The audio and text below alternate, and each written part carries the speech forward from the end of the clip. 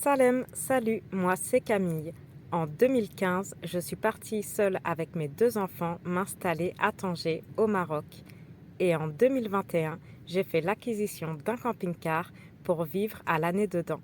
Alors si tu souhaites embarquer avec nous dans l'aventure, abonne-toi. Salam alaikum, bonjour, j'espère que vous allez tous bien. Bienvenue dans cette nouvelle vidéo. Et après avoir traversé tout le Sénégal, la Mauritanie et le Sahara marocain, nous arrivons à Guelmim où nous faisons une petite halte à Marjane car cela fait très longtemps que nous n'avons pas vu une grande surface et on a besoin de faire quelques achats qu'on ne trouve pas dans les petites épiceries. Et comme vous avez pu le voir, de nombreux autres camping-cars sont sur le parking pour, je pense, les mêmes raisons, mais ils ne doivent pas tous remonter de Mauritanie ou Sénégal, mais plutôt de Dakhla où ils ont passé plusieurs mois.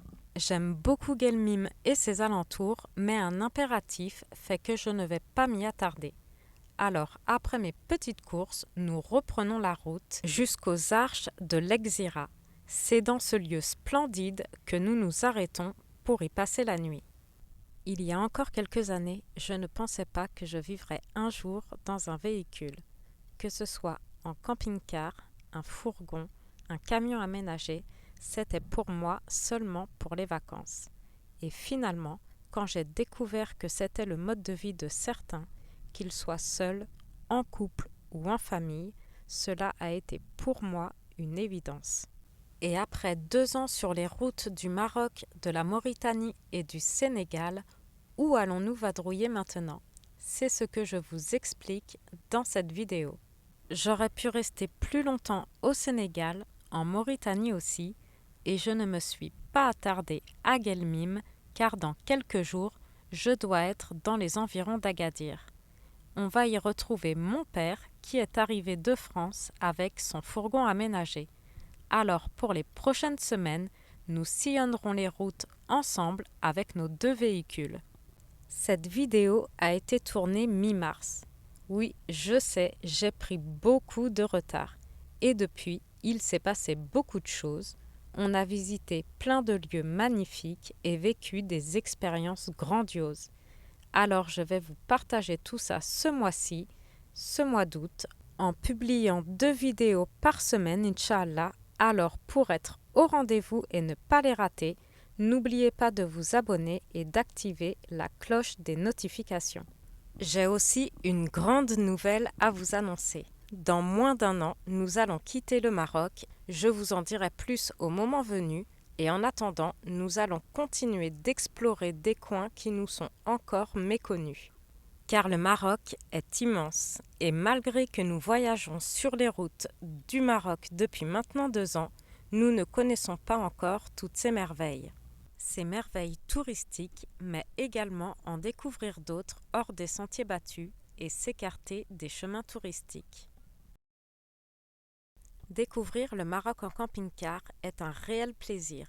Pouvoir se réveiller en pleine nature, au bord de la mer ou d'un lac, sentir l'air frais une fois les portes ouvertes, s'engouffrer dans le véhicule, entendre le cri des mouettes et le doux clapotement des vagues, nous profitons à la fois du confort du camping-car et à la fois d'un contact avec les éléments qu'il n'est possible de retrouver qu'en campant. Quoi de mieux de découvrir un pays en étant à la fois chez soi et en pleine nature.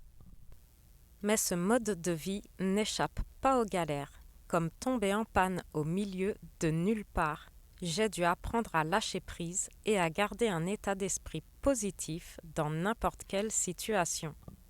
Alors au programme dans les prochaines vidéos, des découvertes, de nouvelles expériences, mais aussi des galères. Voilà, tout de suite j'étais là-bas au bout de l'arche et je retourne au camping-car par le petit chemin. Bon, tout à l'heure on était le seul véhicule de ce côté, puis il y a 3 autres véhicules qui sont arrivés ensuite. Un van, un camping-car et un 4x4 avec tente de toit. Là on voit l'arche, c'est vraiment magnifique. Puis je préfère vraiment ce côté par rapport à la première arche, plus au nord, où là c'est aménagé, il y a des restaurants, des transats, un escalier pour descendre. Là c'est vraiment beaucoup plus authentique, plus nature. J'ai emprunté tout le petit chemin là-bas, juste ici là pour revenir. Il y a la route au fond qu'on n'entend pas du tout de là où on est. Il a fait 30 degrés aujourd'hui, mais à l'ombre il fait quand même un peu frais. Et le soir aussi, il fait bien frais. Donc je retourne au camping-car. Et ça va être l'heure de faire à manger, puisqu'il doit être 8 heures environ, puisque le soleil se couche. Après ce magnifique bivouac, nous avons repris la route direction Agadir pour des retrouvailles avec d'autres voyageurs dont je vous présente leur véhicule dans la prochaine vidéo et aussi des retrouvailles avec mon papa qui est venu avec son fourgon aménagé. N'oubliez pas de liker cette vidéo, de laisser un petit commentaire, ça fait toujours plaisir et je vous dis à bientôt pour la prochaine vidéo.